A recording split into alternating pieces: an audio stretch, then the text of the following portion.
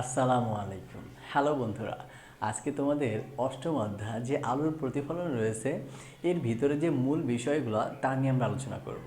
সর্বপ্রথম কথা, আলো জিনিসটা কি? আলো হচ্ছে এমন এক ধরনের শক্তি বা বাহ্যিক কারণ যা আমাদের দেখার অনুভূতি সৃষ্টি করে। কি বলেছি? আলো হচ্ছে এমন এক ধরনের শক্তি বা বাহ্যিক কারণ যা আমাদের দেখার অনুভূতি সৃষ্টি করে। ছোটোবেলা থেকেই শুনেছি আলো সরলরেখায় চলে। আসলে আলো একটা স্বচ্ছ মাধ্যমে চলতে চলতে যদি বাধা পায় তাহলে আলোর দিকের পরিবর্তন হয়, অর্থাৎ অন্য দিকে চলে যায়। এই জিনিসগুলো আমরা সবাই জানি এবং তোমাদের বইয়ে আলোর কিছু প্রপার্টিস সম্পর্কে উল্লেখ করা আছে, যেমন আলোর সমাবর্তন, অপবর্তন, ব্যতিচার, এরকম কিছু বৈশিষ্ট্যও দেওয়া আছে। সবচেয়ে বেশি গুরুত্বপূর্ণ যে জিনিসটা সেটা হচ্ছে আলো স্বচ্ছ সমসত্ব মাধ্যমে সরলরেখায় চলে। এই ছোট্ট একটা কথার মাঝে কতগুলো কথা লুকিয়ে আছে তা আমরা একটা একটা করে আজকে দেখব। সর্বপ্রথম যে কথাটা, আলোর প্রকৃতি। তো আলোর প্রকৃতি সম্পর্কে কিন্তু আমরা মোটামুটি সবাই জানি যে স্বচ্ছ সমসত্ব মাধ্যমে সরলরেখায় চলে। তো একটা জিনিস চিন্তা করো, এই একটা রিফ্লেক্টেন্ট। রিফ্লেক্টেন্ট মানে হচ্ছে প্রতিফলক। এইটা নিচে ধরে এরকম পাড়া লাগানো আছে, আমি একটু পরে পাড়া লাগানোর ব্যাপারটা ব্যাখ্যা করব। তার আগে দেখো, এটা একটা প্রতিফলক, মানে যেখানে আলো আপতিত হবে, আপতিত হওয়ার পর আবার প্রতিফলিত হয়ে যাবে। তো যেখানে বাধা পেয়েছে এটার নাম হচ্ছে রিফ্লেক্টেন্ট বা প্রতিফলক। ধরো এখান থেকে একটা আলো এরকম আসলো, আসার পরে এটা হচ্ছে কি আপতিত রশ্মি, আসার পরে এটা কি হবে, আবার প্রতিফলিত হয়ে গেল। এই হচ্ছে প্রতিফলিত হইল, দেখছো? প্রতিফলক, এটা হচ্ছে প্রতিফলক পৃষ্ঠ বা রিফ্লেক্টেন্ট। আপতিত রশ্মি ইনসিডেন্ট রে, প্রতিফলিত রশ্মি এটা হচ্ছে রিফ্লেক্টেড রে। আর এই আপতন বিন্দুতে একটা অভিলম্ব থাকবে, এখানে কি থাকবে, একটা অভিলম্ব। তো এই যে যে অভিলম্ব, তাহলে এই অভিলম্ব আর আপতিত রশ্মি আর প্রতিফলিত রশ্মির মাঝখানে কিন্তু দুইটা কোণ উৎপন্ন হয়েছে। দেখো এইখানে একটা কোণ উৎপন্ন হয়েছে আর এইখানে একটা কোণ উৎপন্ন হয়েছে। তো দুইটা কোণ সবসময় সমান হবে। এটার নাম দিলাম আপাতন কোণ আর এটা হচ্ছে প্রতিফলন কোণ। আসলে আমি নাম দিইনি, যারা এটা আবিষ্কার করছে তারাই নাম দিয়েছে। এই যে আপতিত রশ্মি আপাতন কোণ সৃষ্টি করে, এই প্রতিফলিত রশ্মি প্রতিফলন কোণ সৃষ্টি করে। আপতন কোণকে আই, প্রতিফলন কোণকে আর। এই আই ইকুয়াল আর, অর্থাৎ আপতন কোণ এবং প্রতিফলন কোণ সর্বদা সমান হবে। সুতরাং এই চিত্র থেকে আমরা কিন্তু প্রতিফলনের সূত্র বলতে পারি খুব সহজে। কি হবে? আপতন কোণ এবং প্রতিফলন কোণ সর্বদা সমান হবে। এইটা একটা অংশ তোমাদের বইয়ে দেওয়া আছে, মুখস্থ করা দরকার নেই, এটা দেখে দেখে বলতে পারবা। আপতিত রশ্মি, প্রতিফলিত রশ্মি এবং এটা কি, এটা আপতন বিন্দুতে অঙ্কিত অভিলম্ব। আপতন বিন্দুতে অঙ্কিত অভিলম্ব সর্বদা একই সমতলে থাকবে। কি বলছি আর একবার দেখো, আপতন কোণ, প্রতিফলন কোণ সর্বদা সমান হবে। আপতিত রশ্মি, প্রতিফলিত রশ্মি এবং আপতন বিন্দুতে অঙ্কিত অভিলম্ব একই সমতলে থাকবে। আচ্ছা, এখন কথা হচ্ছে এই সমতল ব্যাপারটা নিয়ে অনেকেরই প্রবলেম হয়ে যায়। এই যে তোমরা একটা বোর্ড দেখতে পাচ্ছ, এটা কিন্তু ওয়ান ডাইমেনশনাল বোর্ড, অর্থাৎ একক পৃষ্ঠ। এটা তোমরা একটা বলের কথা চিন্তা করো, তো বলের এই পাশ থেকে তোমরা যদি তাকাও, ওই পাশের অংশটা কিন্তু দেখতে পাবে না, অর্থাৎ তোমাদের পৃষ্ঠ কিন্তু এই পাশটা। তো একই সমতলে বলতে এই পৃষ্ঠেই সব থাকবে, অপর সাইডে না। তো এই যে সমতলে থাকতেছে, একই পৃষ্ঠে থাকবে, এটা হচ্ছে সমতল ব্যাপারটা। আর এইখানে এই আপতন কোণ আর প্রতিফলন কোণ সর্বদা যেহেতু সমান, সুতরাং এই কোণটা যদি 30 ডিগ্রি হয়, এই কোণটাও 30 ডিগ্রি হবে। এই কোণটা 45 ডিগ্রি হলে এই কোণটাও, অর্থাৎ আপতন কোণ 45 ডিগ্রি হলে প্রতিফলন কোণও 45 ডিগ্রি হবে। এটা হচ্ছে আমাদের প্রতিফলন পৃষ্ঠের উপর যে আপতন কোণ এবং প্রতিফলন কোণ। এরপরে আমরা নিয়মিত ও ব্যাপ্ত প্রতিফলন দেখব। নিয়মিত প্রতিফলন কি? নিয়মিত প্রতিফলন হচ্ছে সমতল পৃষ্ঠে যে প্রতিফলনটা ঘটায় সেটা হচ্ছে নিয়মিত প্রতিফলন। অর্থাৎ এই যে যে তুমি একটা পৃষ্ঠ দেখতে পাচ্ছ, এটা কিন্তু খুবই প্লেন, একদম প্লেন। তো এটা কি সমতল পৃষ্ঠ? এই সমতল পৃষ্ঠে যে প্রতিফলনটা ঘটেছে এই প্রতিফলনটার নাম হচ্ছে নিয়মিত প্রতিফলন। তাহলে এটার নাম আমি নিয়মিত প্রতিফলন বলতে পারি। এরপরে ব্যাপ্ত প্রতিফলন হচ্ছে একটু অ্যাবড়া থ্যাবড়া হবে বা ব্যাকা তেরা হবে, এই ধরো এরকম এরকম থাকলো। তো এখানে দেখো, যদি আলো এভাবে আসলো তাহলে এটা এভাবে চলে গেল, কিন্তু পরবর্তীতে এটা আসলো, এটা এইভাবে গেল। আরেকটা মনে করো এভাবে আসলো, এটা এইভাবে চলে গেল। অর্থাৎ এই অসমতল হওয়ার কারণে আলোর অনিয়মিত প্রতিফলন হবে। অর্থাৎ এটা কি অসমতল, তাহলে অসমতল পৃষ্ঠে যে প্রতিফলন ঘটে কি সেটাকে ব্যাপ্ত প্রতিফলন বলে। তাহলে নিয়মিত প্রতিফলন আর ব্যাপ্ত প্রতিফলন ক্লিয়ার। এরপরে আমরা চলে যাব প্রতিফলনের সংজ্ঞা। এইখান থেকে আমি প্রতিফলনের একটা সংজ্ঞা দিতে পারবো। তো এটা বানানোর কিছু নেই, এটা দেখে দেখেই বলবা যে আলো চলতে চলতে, আলো এক মাধ্যম থেকে চলতে চলতে অন্য মাধ্যমে বাধা পেলে আগের মাধ্যমে ফিরে আসে, এটার নাম আলোর প্রতিফলন। তো তোমাকে প্রশ্ন জিজ্ঞেস করতে পারে বা what is the reflection of light, আলোর প্রতিফলন সংজ্ঞাটা কি? তাহলে এটাকে তুমি কি বলবা যে আলো একটা মাধ্যম থেকে চলতে চলতে অন্য মাধ্যমে বাধা পেয়ে আগের মাধ্যমে ফিরে আসলে তাকে আলোর প্রতিফলন বলা হয়। তো এই জিনিসগুলো কিন্তু আমরা জানি। এখন এই যে এইগুলার প্রত্যেকটার কিন্তু প্রবলেম হয় যে ইংরেজি নাম আমরা অনেক সময় জানি না। এটা রিফ্লেক্টেড হচ্ছে প্রতিফলক পৃষ্ঠ, এটা হচ্ছে ইনসিডেন্ট রে মানে হচ্ছে আপতিত রশ্মি, এটা রিফ্লেক্টেড রে হচ্ছে প্রতিফলিত রশ্মি, আর এই যে অভিলম্ব এটা নাম হচ্ছে নর্মাল বা লম্ব, অভিলম্ব হচ্ছে নর্মাল। সো এইগুলো জিনিসগুলো আমাদের ক্লিয়ার। এখন চলে যাব আমরা দর্পণ। এই দর্পণ জিনিসটা কি? যে মসৃণ তলে, একটা মসৃণ তল চিন্তা করলাম, যে মসৃণ তলে আলোর নিয়মিত প্রতিফলন ঘটে, অবশ্যই আলোর নিয়মিত প্রতিফলন ঘটবে। তাহলে যে মসৃণ তলে আলোর নিয়মিত প্রতিফলন ঘটে তাকে দর্পণ বলা হয়। তো যেমন আমরা আয়নায় কি আমাদের চেহারা দেখি, আমাদের ইমেজটা বা প্রতিবিম্বটা দেখি, এটা একটা সমতল দর্পণ। তাহলে এই দর্পণটা দুই প্রকার হয়, একটা হচ্ছে সমতল দর্পণ আর একটা গলীয় দর্পণ। সমতল দর্পণ হচ্ছে যে দর্পণের পৃষ্ঠ সমতল, সেটা হচ্ছে সমতল দর্পণ, আর যে দর্পণের পৃষ্ঠ গলীয় সেটা হচ্ছে গলীয় দর্পণ। তো এখন এই যে গলীয় দর্পণটা, এই গলীয় দর্পণ নিয়ে আমাদের একটা কাজ আছে। তার আগে আমরা এই দর্পণের এই যে পাড়া লাগানো, দেখো এই যে আমরা যে প্রতিফলক পৃষ্ঠ বলেছিলাম এখানে পাড়া লাগাইছে, আসলে এটা হচ্ছে তোমার কি বলে এটাকে সিলভারিং বলা হয়, পাড়া লাগানো বলা হয়, বা সিলভার বা রূপার যে প্রলেপ দেওয়া হয়। তোমরা আয়না দেখছো না, তোমাদের বাসায় আয়না আছে, আয়নার পিছনে কিন্তু একটা উজ্জ্বল বা একটু চাকচিক্য এরকম একটা প্রলেপ দেওয়া থাকে। এই প্রলেপটাই হচ্ছে পাড়া লাগানো বা সিলভারিং করা বলা হয়।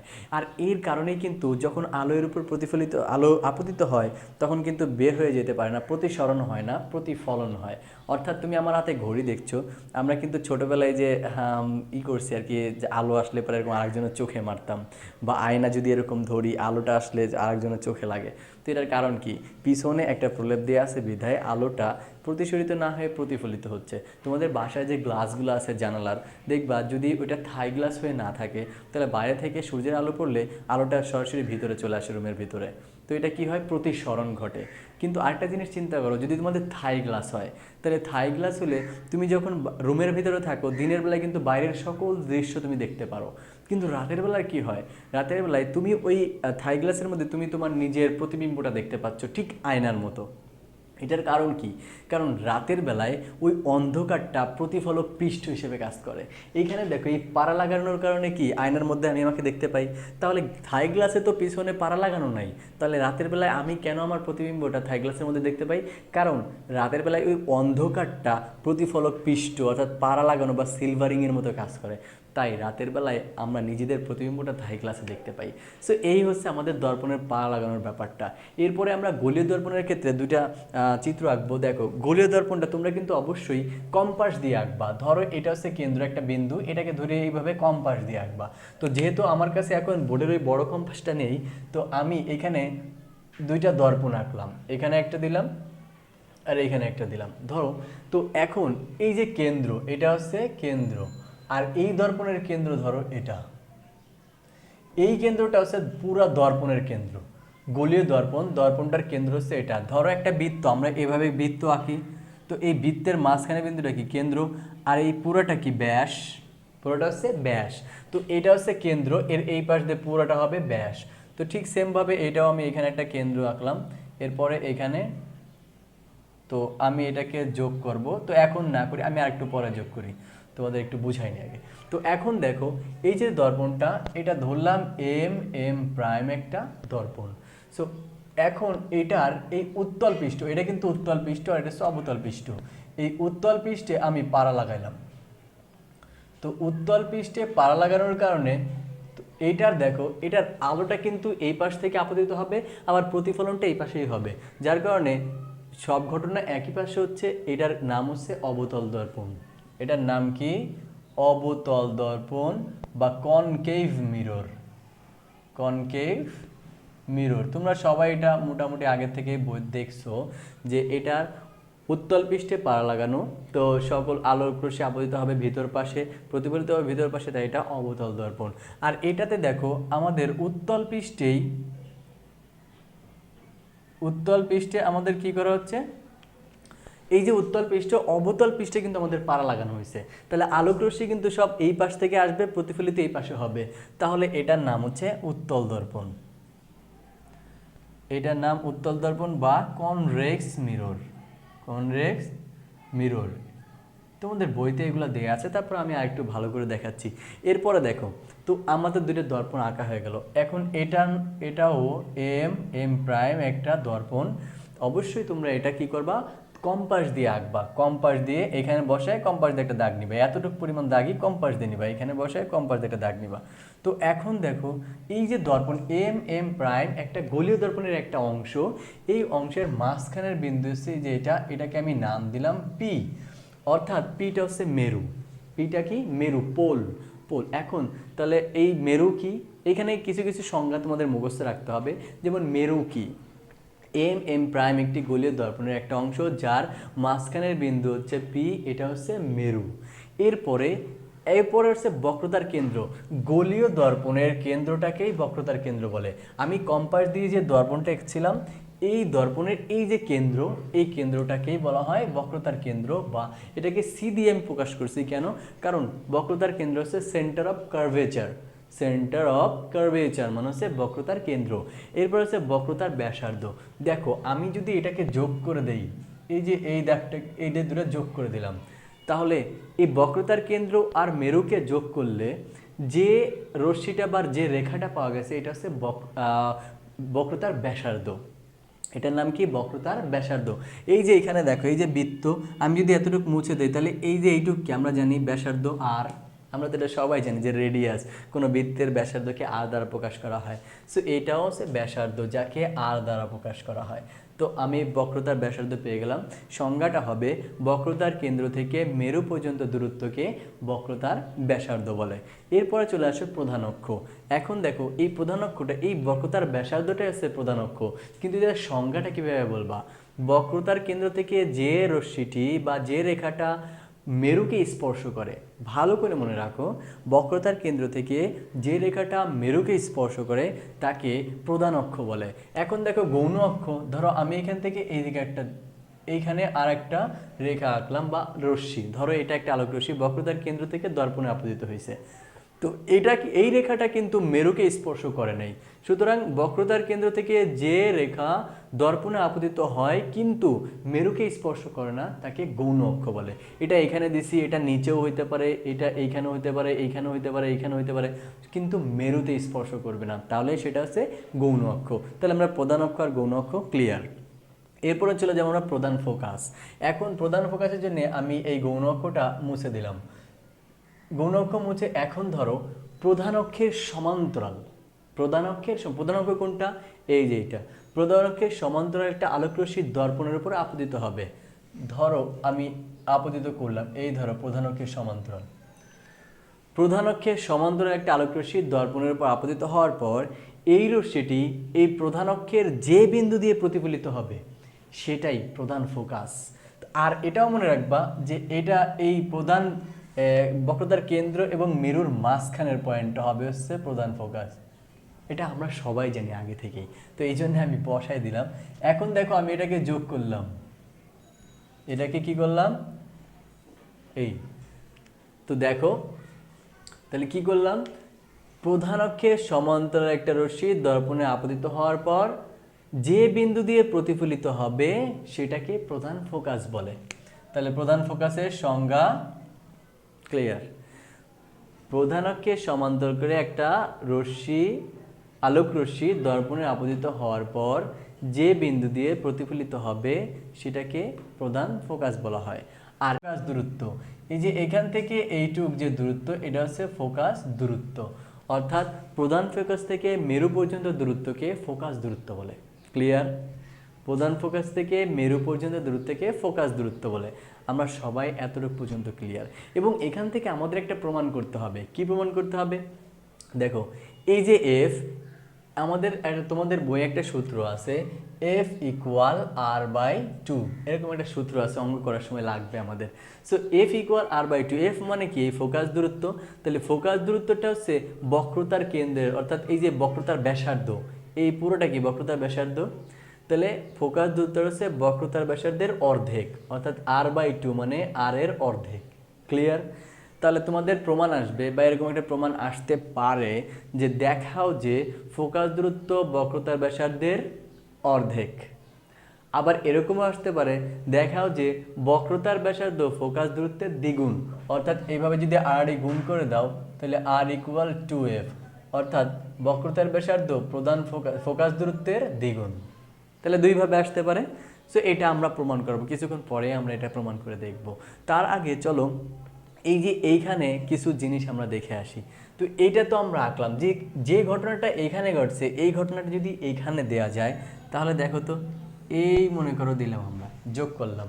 তো এইখানে আমরা প্রথমেই বলেছিলাম যে আলোর যে ঘটনাগুলো, আলোক রশ্মিগুলো কিন্তু বাইরে থেকে, দর্পণের বাইরে, এটা কিন্তু বক্রতার কেন্দ্র, এই বক্রতার কেন্দ্রটা কিন্তু কোথায়, দর্পণের ভিতরে। এটা হচ্ছে ফোকাস দূরত্ব। দেখো এইটা বক্রতার কেন্দ্র দর্পণের ভিতরে, ফোকাস দূরত্ব দর্পণের ভিতরে, ফোকাস প্রধান ফোকাস দর্পণের ভিতরে, বাট আলোক রশ্মিটা কিন্তু আপতিত হচ্ছে বাইরে থেকে। তাহলে আমাদের এইটাকে তো আর বাইরে নিয়ে যেতে পারবো না, কারণ বক্রতার কেন্দ্র তো, এটা তো দর্পণের ভিতরে থাকবে, তাহলে এটা বাইরে নিয়ে যাবো কীভাবে, কোনো উপায় নাই। তাই আমরা বক্রতার এই কেন্দ্রের এই রশ্মিটাকে আমরা এইভাবে একটু বাড়ায় দিলাম, এটাকে একটু বর্ধিত করে দিলাম। এখন দেখো এইখানে যে ঘটনাটা ঘটছিল, যে আলোক রশ্মি প্রধান অক্ষের সমান্তরালে আপতিত হলে এই প্রতিফলিত হবে প্রধান ফোকাস দিয়ে। কোথা দিয়ে প্রতিফলিত হবে, প্রধান ফোকাস দিয়ে প্রতিফলিত হবে। এইখানে যদি আলোক রশ্মি প্রধান অক্ষ, ধরো প্রধান অক্ষ বরাবর যদি আলোক রশ্মি আপতিত হয়, তাহলে এটা এমনভাবে প্রতিফলিত হবে যেন প্রধান ফোকাস থেকে আসছে বলে মনে হয়। এই মনে হয় কথাটা খুবই গুরুত্বপূর্ণ, মনে হয় কথাটা খুবই গুরুত্বপূর্ণ, খুবই গুরুত্বপূর্ণ। প্রধান অক্ষের সমান্তরাল একটি আলোক রশ্মি দর্পণে আপতিত হলে প্রধান ফোকাস দিয়ে প্রতিফলিত হবে। প্রধান অক্ষের সমান্তরাল উত্তল দর্পণে প্রধান অক্ষের সমান্তরাল একটি আলোক রশ্মি দর্পণে আপতিত হলে প্রধান ফোকাস থেকে প্রতিফলিত হচ্ছে বলে মনে হবে, হচ্ছে বলে মনে হয়। আসলে এটা কিন্তু দেখো, এটা কিন্তু ভিতর পাশে, বাট প্রতিফলনের ঘরটা ঘটতেছে কিন্তু বাইরের পাশে। আলোক রশ্মি আসতেছে বাইরের পাশ থেকে, প্রতিফলিত হচ্ছে বাইরের পাশে, বাট ঘটনাটা ঘটতেছে কিন্তু ভিতর পাশে। তো এই জন্য আমাদের, কারণ দর্পণ তো এইটুক, ও পাশে তার দর্পণ নাই, দর্পণ তো এইটুক, তো ঘটনাগুলো ঘটবে ভিতর পাশে, বাট আলোটা আসবে বাইরের পাশ থেকে। সো এই জন্যে বলে মনে হয় কথাটা উল্লেখ করতে হবে। সো এখন এইটা তিনটা রূপে, এই যে ঘটনাগুলো ঘটতেছে আলোক রশ্মি আপতিত হচ্ছে, এটা তোমাদের বইয়ে উত্তল দর্পণ এবং অবতল দর্পণ দুই পাশেই তিনটা ওয়েতে দেখাইছে, তিনটা ওয়েতে দেখাবে। তো আমাদের এক নম্বরটা আমরা বলে ফেলছি অলরেডি। দেখো এক নম্বরটা কি বলছি, প্রধান অক্ষের সমান্তরাল আলোক রশ্মি দর্পণে আপতিত হলে প্রধান ফোকাস দিয়ে প্রতিফলিত হবে। এটার ক্ষেত্রে কি বলছি, প্রধান অক্ষের সমান্তরাল আলোক রশ্মি দর্পণে আপতিত হলে প্রধান ফোকাস থেকে আসছে বলে মনে হবে। প্রতিফলিত রশ্মি, এই যে প্রতিফলিত রশ্মি প্রধান ফোকাস থেকে আসছে বলে মনে হবে। সো এক নম্বর গেল। দুই নম্বর, ঠিক এইটাই যদি আমি অন্যভাবে বলি, দেখো যদি বলি যে প্রধান ফোকাস দিয়ে, এই দেখো প্রধান ফোকাস দিয়ে আপতিত রশ্মি, প্রধান ফোকাস দিয়ে আপতিত রশ্মি প্রধান অক্ষ বরাবর প্রতিফলিত হবে। তাহলে কি বললাম, যদি আপতিত রশ্মি প্রধান ফোকাস দিয়ে দর্পণে আপতিত হয়, দর্পণের উপর আসে পড়ে, তাহলে প্রতিফলিত রশ্মি প্রধান অক্ষের সমান্তরালে প্রতিফলিত হবে। প্রতিফলিত রশ্মি প্রধান অক্ষের সমান্তরালে যাবে। ক্লিয়ার? এইটা আর এটা কিন্তু দুইটা উল্টা, একই সেম, মানে যখন প্রধান অক্ষের সমান্তরালে যাবে তাহলে প্রধান ফোকাস দিয়ে প্রতিফলিত হবে। এখন প্রধান ফোকাস দিয়ে গেছে, তাহলে প্রধান অক্ষের সমান্তরালে প্রতিফলিত হবে। ক্লিয়ার? তাহলে এই দুইটা ক্লিয়ার হলো। সেমভাবে এটার ক্ষেত্রেও যদি এই প্রধান ফোকাস থেকে আসছে বলে মনে হয়, দেখো আলোক রশ্মি প্রধান ফোকাস বরাবর আসছে বলে মনে হলে প্রতিফলিত রশ্মি প্রধান অক্ষ বরাবর প্রতিফলিত হবে। ক্লিয়ার? আবার একটু খেয়াল করো, আলোকরশ্মি আলোকরশ্মি প্রধান ফোকাস বরাবর আপতিত হচ্ছে বলে মনে হলে প্রধান অক্ষ বরাবর প্রতিফলিত হবে। প্রধান অক্ষের সমান্তরাল বরাবর প্রতিফলিত হবে। ক্লিয়ার? দুইটা কিন্তু আমাদের ক্লিয়ার হয়ে গেছে। আর একটা আছে, সেটা কি, যদি আলোকরশ্মি বক্রতার কেন্দ্র বরাবর আপতিত হয়, যদি আলোকরশ্মি বক্রতার কেন্দ্র বরাবর দর্পণে আপতিত হয়, তাহলে বক্রতার কেন্দ্র বরাবরই প্রতিফলিত হবে। এটা এইভাবেই যে রশ্মিতে যাবে সেই রশ্মিতেই ফিরে আসবে। কি বলছি? আলোকরশ্মি প্রধান অক্ষ বরাবর আপতিত হলে প্রধান অক্ষ বরাবরই প্রতিফলিত হবে। ভুল বলছি। আলোকরশ্মি বক্রতার কেন্দ্র বরাবর আপতিত হলে বক্রতার কেন্দ্র বরাবর প্রতিফলিত হবে। ক্লিয়ার? কি বলছি? এই যে আলোকরশ্মি বক্রতার কেন্দ্র বরাবর দর্পণে আপতিত হলে বক্রতার কেন্দ্র বরাবর প্রতিফলিত হবে। সেম ভাবে এইখানেও ধরো আমি এইখান থেকে দিলাম, দেখো তো এইভাবে গেল। তো এই যে আলোকরশ্মি প্রধান অক্ষ বরাবর বক্রতার কেন্দ্র বরাবর, দেখো আলোকরশ্মি বক্রতার কেন্দ্র বরাবর আপতিত হলে বক্রতার কেন্দ্র বরাবরই প্রতিফলিত হবে। ক্লিয়ার? আমাদের তিনটা সূত্র কিন্তু ক্লিয়ার। আলোকরশ্মি বক্রতার কেন্দ্র বরাবর আপতিত হলে বক্রতার কেন্দ্র বরাবর প্রতিফলিত হবে। তিনটাই শেষ। আমি একবারে তিনটা বলি। আলোকরশ্মি প্রধান অক্ষ বরাবর আপতিত হলে প্রধান ফোকাস দিয়ে প্রতিফলিত হবে। আলোকরশ্মি উত্তল দর্পণের ক্ষেত্রে প্রধান অক্ষ বরাবর আপতিত হলে প্রতিফলিত রশ্মি প্রধান ফোকাস থেকে আসছে বলে মনে হবে। ক্লিয়ার? আলোকরশ্মি প্রধান ফোকাস বরাবর দর্পণে আপতিত হলে প্রধান অক্ষ সমান্তরালে প্রতিফলিত হবে। ক্লিয়ার? দেখো, আলোকরশ্মি প্রধান ফোকাস বরাবর আসছে বলে মনে হলে প্রতিফলিত রশ্মি প্রধান অক্ষের সমান্তরাল চলে যাবে। দুইটা ক্লিয়ার। 3 নম্বরটা, আলোকরশ্মি বক্রতার কেন্দ্র বরাবর আসছে বলে মনে হলে বক্রতার কেন্দ্র বরাবরই প্রতিফলিত হবে। এইখানে আলোকরশ্মি বক্রতার কেন্দ্র বরাবর প্রতিফলিত হইলে আপতিত হইলে বক্রতার কেন্দ্র বরাবরই প্রতিফলিত হবে। এই হচ্ছে আমাদের তিনটা নিয়ম দর্পণের ক্ষেত্রে। সো এখন এইখানে যে বিম্ব গঠন করবে, এইটাই যে বিম্ব গঠন করবে, দেখো এইখানে আলো যেদিকে আপতিত হয়েছে প্রতিফলনটা সেদিকে হয়েছে, তাহলে বিম্ব এদিকে ঘটবে। সো এই জন্য এটাকে বলা হয় সৎ বিম্ব, অর্থাৎ বাস্তব বিম্ব। কি বলা হয়?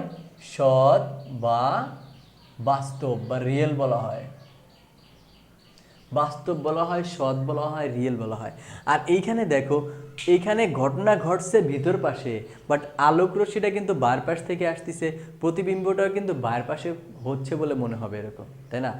এখানে ঘটনাগুলো ভিতর পাশে হচ্ছে, আলোকরশ্মির আপতিত হচ্ছে বাইরে থেকে, প্রতিফলিত হচ্ছে বাইরের পাশে।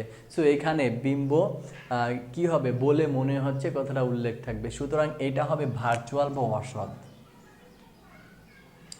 ভার্চুয়াল বা অসৎ বিম্ব, এখানে হবে ভার্চুয়াল বা অসৎ বিম্ব, অর্থাৎ বলে মনে হচ্ছে কথাটা থাকবে।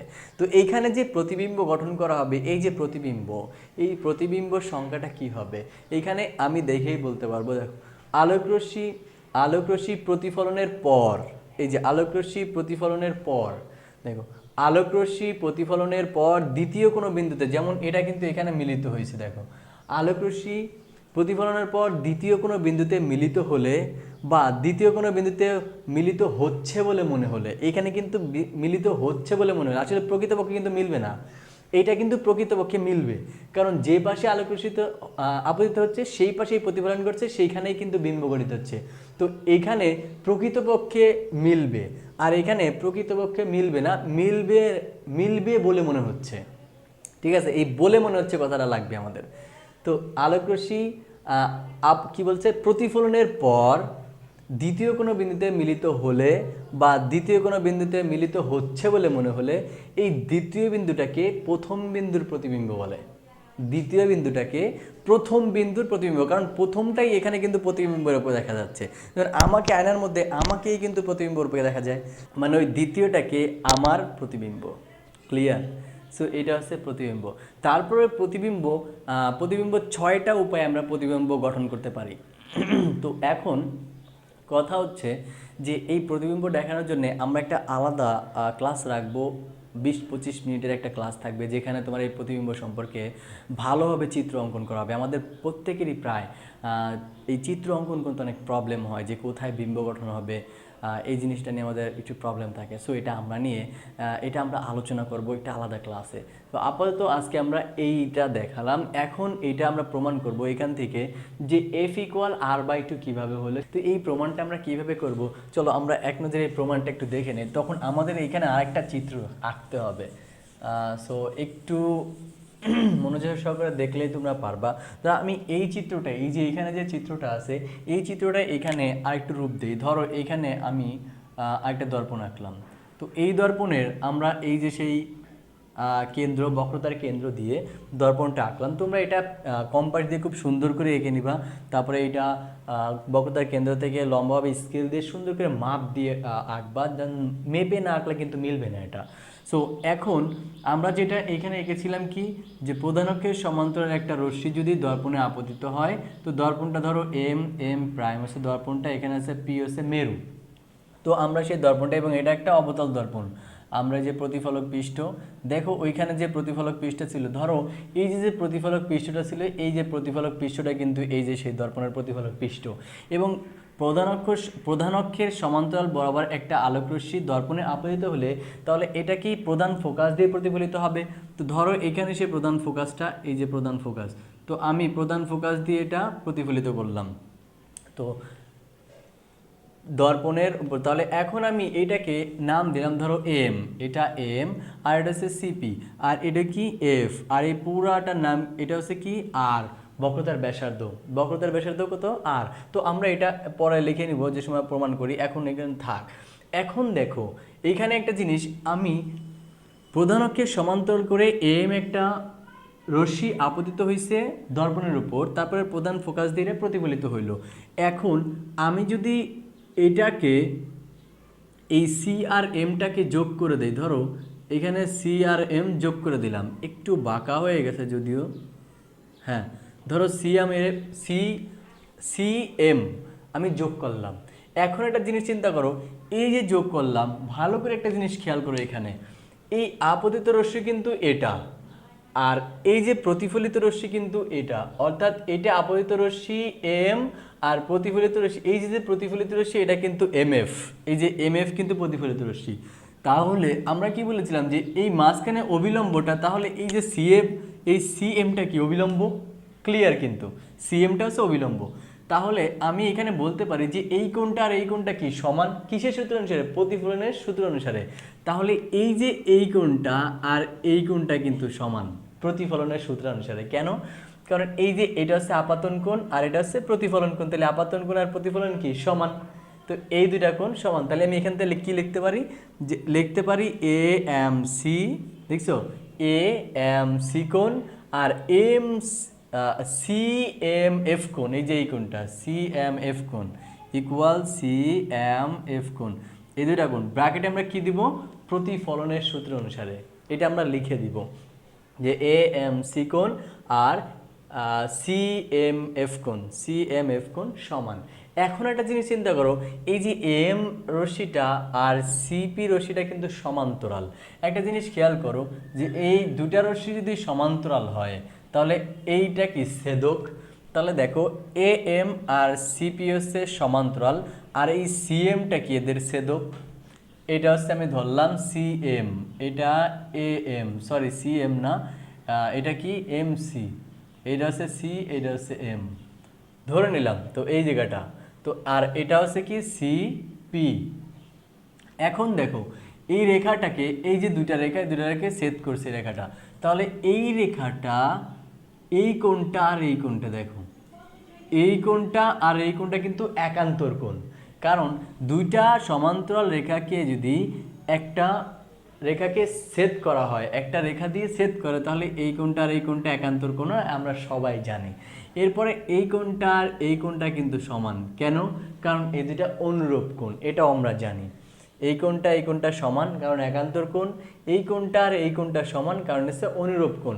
আবার এই কোণটা আর এই কোণটাও কিন্তু সমান, কেন? কারণ বিপরীত কোণ। আসলে এই জিনিসটা নিয়ে অবাক হওয়ার কিছু নাই যে এখানে জ্যামিতি নিয়ে আলোচনা করতেছি। সায়েন্স যেহেতু পড়তেছি আমরা, আমাদের সব কিছুতেই ফিজিক্সও জ্যামিতি থাকবে, অঙ্কের মধ্যে ফিজিক্স থাকবে, এমনটাই স্বাভাবিক ঘটনা। সো আমরা এটা নর্মালি জানি, যারা সায়েন্সে পড়তে আমরা সবাই এটা মোটামুটি জানি। তো এখন দেখো, যেহেতু এই কোণটা আর এই কোণটা সমান ছেদক হওয়ার কারণে, তাহলে একটা জিনিস দেখো যে এই যে রেখাটা ছেদ করছে, তাহলে এই কোণটা আর এই কোণটা সমান না? অবশ্যই সমান, কেন? কারণ একান্তর কোণ। এই কোণটা আর এই কোণটা, তাহলে দেখো এই যে মাঝখানে ছেদকটা, ছেদকের এই পাশের এই কোণটা আর ছেদকের এই পাশের এই কোণটা কিন্তু সমান, কারণ একান্তর কোণ। তাহলে এই যে ছেদকের এই পাশের কোণটা এটা আর ছেদকের এই পাশের কোণটা এটা, তাহলে এই দুইটা কোণ কি সমান, কারণ একান্তর কোণ। তাহলে আমি এটা লিখতে পারি এ এম সি কোণ। আবারও লেখো এ এম সি কোণ, দেখছো এ এম সি কোণ ইকুয়াল, এখান থেকে কি লিখতে পারি এম সি এফ কোণ, কারণ এই কোণটা, তাহলে এম সি এফ কোণ, তাহলে একান্তর কোণ। আমি ব্র্যাকেটে কি লিখবো, এরা একান্তর কোণ। এবং আরেকটা জিনিস এখানে অ্যাড করে দিতে পারো যে এরা একান্তর কোণ এবং এম সি ছেদক। এর উপরে একটা লাইন আমি মিস্টেক করে ফেলছি, একটা লাইন লেখা উচিত এখানে, তো তোমরা লেখো যেহেতু এ এম সমান্তরাল সিপি, হ্যাঁ এ এম সমান্তরাল, দেখো এ এম সমান্তরাল সিপি এবং এখানে কি আছে এম সি, এদের ছেদক, এম সি হচ্ছে ছেদক। সুতরাং এটা যেহেতু এই লাইনটা আছে, এই লাইন থেকে আমি লিখতে পারি এ এম সি কোণ ইকুয়াল এ এম সি কোণ ইকুয়াল এম সি এফ কোণ, এম সি এফ কোণ। দেখছো হয়ে গেল। তাহলে এই লাইনটা আমাদের লেখা লাগবে, কারণ সমান্তরাল যে আমরা পেয়েছি এটা এখানে দেখাই দিলাম। তাহলে এটা কি কোণ, একান্তর কোণ, ব্র্যাকেটে লিখে দিবা এটা একান্তর কোণ। এখন একটা জিনিস দেখো যে এ এম সি কোণ সমান সি এম এফ কোণ, আবার A M C equal M C F কোণ, তাহলে এটাও এ এম সি, এটাও এ এম সি, তাহলে এইটা সমান এটা লিখতে পারি, কারণ এটাও এ এম সি এর মান, এটাও এ এম সি এর মান, সুতরাং এটা সমান এইটা। তাহলে আমি এখান থেকে লিখতে পারি সি এম এফ কোণ ইকুয়াল এম সি এফ কোণ। বুঝতে পারতেছি, এটা আমি লিখতে পারি। কারণ কেন, দেখো এই কোণটা আর এই কোণটা সমান হয়ে গেছে, দেখো সি এম এফ কোণ, সি এম এফ কোণ মানে হচ্ছে এই কোণটা, আর এটা দেখো এম সি এফ কোণ, এম সি এফ কোণ, তাহলে এই কোণটা যেহেতু একটা বাহু, দেখো এই এম সি বাহু একটা বাহু, এই এম সি বাহুর বাহু সংলগ্ন দুইটা কোণ যদি সমান হয়, তাহলে এই কোণ সংলগ্ন তো দুইটা বাহুও সমান হয়, এই বাহুটা আর এই বাহুটা সমান হবে। বুঝতে পারতেছি, অর্থাৎ এই বাহুটার আমার যদিও এখানে একটু ছোট আর এখানে বড় দেখাচ্ছে, এটা স্কেল দিয়ে মাপলে দুইটা সমান হবে। তোমরা স্কেল দিয়ে যখন আঁকবা তখন দেখবে সমান হয়ে যাবে। আমাদের তো হাতে আঁকা একটু বাঁকা দেওয়া হচ্ছে, একটু কম বেশি হয়ে যাচ্ছে। সো এই সিএমটা আর এফ এমটা এই দুই বাহুটা সমান। তাহলে আমি এখান থেকে লিখতে পারি, এখানে তোমরা লিখবা যে আমি মুছে দিলাম, এইখানে তোমরা লিখবা কি লিখবা সি এফ আর এম এফ সমান, তাহলে কি লিখবো এখানে একটা ত্রিভুজ, দেখো এই ত্রিভুজের এম সি এফ, তাহলে ত্রিভুজ M C F A C F equal M F, C F equal M F মানে হচ্ছে এই সি এফ বাহুটা আর এম এফ বাহুটা এই ত্রিভুজের সমদ্বিবাহু ত্রিভুজের কি কোণ সংলগ্ন দুইটা বাহু।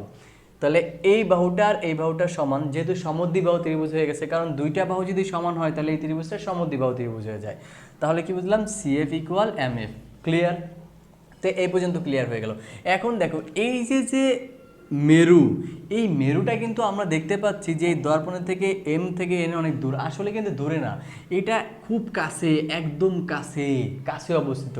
যেহেতু এইটা এম এর খুব কাছে অবস্থিত, সুতরাং এই বাহু আর এই বাহুও সমান। তাহলে এখান থেকে আমি লিখতে পারি যে M F equal F P, এটা লিখতে পারি এম এফ, এই যে M F equal F P, কারণ এই মেরুটা একদম দর্পণের এইখানে এম এর কাছে অবস্থিত।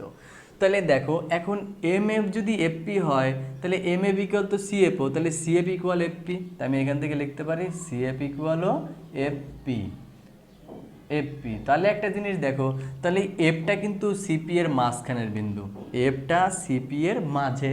তাহলে আমি কি লিখতে পারি, সিপি ইকুয়াল, না এখানে আরেকটা লিখতে পারি যে এফ সিপি এর মধ্যবিন্দু, মধ্যবিন্দু। সুতরাং তাহলে সিপি ইকুয়াল কি লিখতে পারি, সিপি ইকুয়াল টু এফপি। দেখো এই যে সিপি ইকুয়াল এফপি কয়টা, দুইটা, পুরোটার অর্ধেক হচ্ছে এফপি মাঝখানে বিন্দু। তাহলে সিপি ইকুয়াল টু এফপি, কারণ এটা একটা দুইটা এফপি লিখতে পারি বা দুইটা এফসি লিখতে পারি, তো আমি দুইটা এফপি লিখলাম। CP equal to FP. এখন আমরা কি জানি যে এই যে এটা কি বক্রতার ব্যাসার্ধ, সিপিটা কি বক্রতার ব্যাসার্ধ, তো এটা ছিল কি আর, আর এই যে এইটুক কি ছিল, এইটুক ছিল এফ। আমরা তো সবাই জানি, ওই যে এখান থেকে আমাদের করে আসছিলাম। তাহলে এটা এফ, তাহলে এই আর, তাহলে সিপি ইকুয়াল আমি লিখলাম আর, আর এইখানে টু, আর এফপি, এই এফপি এর পরিবর্তে কি লিখতে পারি এফ, এই এফ। তাহলে আর ইকুয়াল টু এফ, এই যে আমাদের আর ইকুয়াল টু এফ ছিল, অর্থাৎ বক্রতার ব্যাসার্ধ ফোকাস দূরত্বের দ্বিগুণ। আবার এখান থেকে আমি লিখতে পারি F equal R by two, অর্থাৎ বক্রতার এই যে ফোকাস দূরত্ব বক্রতার ব্যাসার্ধের অর্ধেক, ফোকাস দূরত্ব বক্রতার ব্যাসার্ধের অর্ধেক। সো এই প্রমাণটা কিন্তু আমাদের খুবই সোজা, একদমই ইজি। এরকম তোমরা এটাকে করবা, খাতায় আঁকবা, সুন্দর করে স্কেল এবং কম্পাস দিয়ে মাপ দিয়ে আঁকবা, তাহলে দেখবা এটা সমান হয়ে যাবে। সো এই ছিল আমাদের এটার প্রমাণ। এখন আমরা চলে যাব বিবর্ধনে। এখন বিবর্ধনে হচ্ছে এম, বিবর্ধনকে এম দ্বারা প্রকাশ করা হয়। এম ইকুয়াল এল আই বা হচ্ছে এল ও, মানে হচ্ছে লেন্থ অফ ইমেজ, আর এটা হচ্ছে লেন্থ অফ অবজেক্ট। এটার মানে কি, আসলে বিবর্ধন জিনিসটা কি? বিবর্ধন হচ্ছে ম্যাগনিফাইং বলা হয় এটাকে ইংরেজিতে। তো বিবর্ধন জিনিসটা হচ্ছে তোমার এই যে বস্তুর যে বিম্বটা ওই বিম্বের দৈর্ঘ্য ভাগ হচ্ছে বস্তুর দৈর্ঘ্য। তাহলে বিম্বের দৈর্ঘ্য আর বস্তুর দৈর্ঘ্যের অনুপাতটাকে বলা হয় হচ্ছে বিবর্ধন। অর্থাৎ তুমি দেখো, তুমি যদি আয়নার সামনে দাঁড়াও, তাহলে তোমার যতটুকু দৈর্ঘ্য তোমার বিম্বটার কিন্তু আয়নার মধ্যে ততটুকু দৈর্ঘ্য হয়। ধরো তুমি 10 সেন্টিমিটার একটা বস্তু আয়নার সামনে দাঁড়া করাইলা, তো 10 সেন্টিমিটার একটা বস্তু যদি আয়নার মধ্যে দাঁড়া করাও, তাহলে আয়নার মধ্যে কি 10 সেন্টিমিটারে দেখবা। আবার যদি ধরো তুমি এখানে 20 সেন্টিমিটারের একটা বস্তু আয়নার সামনে দাঁড়া করালা, তো 20 সেন্টিমিটার একটা বস্তুর জন্য আয়নার মধ্যে কিন্তু 20 সেন্টিমিটারই একটা প্রতিবিম্ব দেখবা। তাহলে 20/20 দিয়ে যদি করো, তাহলে কি হয়, 1 হয়। তার মানে বিবর্ধনের মান হচ্ছে 1। যখন বিবর্ধনের মান 1 হবে, তখন বিম্বের দৈর্ঘ্য আর বস্তুর দৈর্ঘ্য সমান থাকবে। এখন মনে করো যে তুমি একটা 5 সেন্টিমিটারের একটা বস্তুকে আয়নার সামনে দাঁড়া করাইলা, কিন্তু আয়নার মধ্যে তুমি 10 সেন্টিমিটার একটা বস্তু দেখতে পাচ্ছ, তাহলে কি বস্তুর দৈর্ঘ্য হচ্ছে কি বিম্বের দৈর্ঘ্য বেড়ে গেছে, বুঝতে পারতেছি, বিম্বের দৈর্ঘ্য কিন্তু বেড়ে গেছে। তাহলে 10 সেন্টিমিটারকে 5 দিয়ে ভাগ করলে কিন্তু 2 হয়। তার মানে বস্তুর থেকে বিম্বের দৈর্ঘ্য দ্বিগুণ বাড়ছে। কয় গুণ বাড়ছে? দ্বিগুণ বাড়ছে। আবার এমনও হইতে পারে, ধরো বস্তু তুমি 4 সেন্টিমিটার রাখছো, কিন্তু বিম্বের দৈর্ঘ্য 2 সেন্টিমিটার হয়েছে। তার মানে কি বিম্ব ছোট হয়ে গেছে। তার মানে এখানে বিম্ব কত, 2, আর বস্তু হচ্ছে 4, তাহলে 2 ভাগ হচ্ছে 4, তাহলে কত হয়, দ্বিগুণ পরিমাণে কমে গেছে। বুঝতে পারতেছি। অর্থাৎ এখানে হবে হচ্ছে কত, তোমার বিম্বের দৈর্ঘ্য হচ্ছে 2, বস্তুর দৈর্ঘ্য হচ্ছে 4, তাহলে কত হইলো, ইকুয়াল হাফ, অর্থাৎ 0.5। অর্থাৎ 0.5 গুণ বিবর্ধনের মান 0.5 গুণ কমে গেছে। এখন এটা থেকে তুমি বুঝতে পারো, দেখো বিবর্ধনের মান কিন্তু সবসময় প্লাসই আছে, বিবর্ধনের মান কিন্তু কখনো নেগেটিভ হয় না। অর্থাৎ 0.12345 12345 এগুলা ন্যাচারাল নাম্বার হতে পারে, ন্যাচারাল নাম্বার হতে পারে, এবং 0.1234 হতে পারবে, কিন্তু মাইনাস কখনো হবে না। বিবর্ধনের মান কখনো মাইনাস হয় না। সো এই জিনিসটা আমাদের মনে রাখতে হবে। আর নিরাপদ ড্রাইভিং এবং যে তোমার দর্পণের ব্যবহার, এই দুটা জিনিস কিন্তু তোমাদের বইয়ে দেওয়া আছে সুন্দর করে, ওখান থেকে তোমরা একটু পড়ে নিলে আশা করি তোমরা নিজেরাই বুঝতে পারবে জিনিসটা।